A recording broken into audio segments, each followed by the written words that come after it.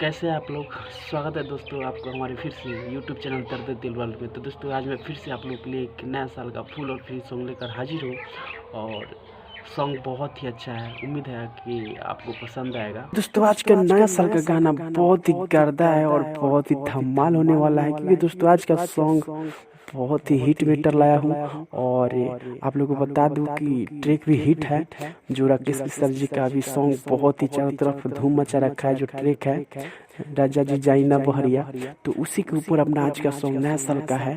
तो आइए स्टार्ट कर लेते हैं आज का मुखरा। और मुखरा स्टार्ट करने से पहले दोस्तों हमारे चैनल पर नए तो सब्सक्राइब कर लीजिए और साथ में बेल आइकन दबा लीजिए, ताकि हम जो भी वीडियो अपलोड करेंगे तो सबसे पहले आप तक जाएगा। तो आप तक जाने से फायदा ये होगा कि सबसे पहले आप उस गाने को गा सकते हैं, यूज कर सकते हैं। तो जल्दी से बेल आइकन दबा लीजिएगा और लाल बटन दबाकर सब्सक्राइब कर लीजिएगा। तो आइए स्टार्ट करते हैं आज का मुखरा।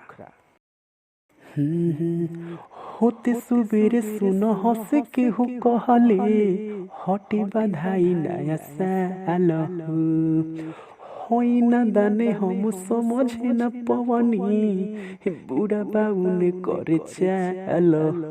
सुन दीदी हाँ होते सुबेरे सुनो हंस के हो कहले हटे बधाई नया साल होई न दाने हम समझे न पवनी बूढ़ा बाबू ने करे चाल।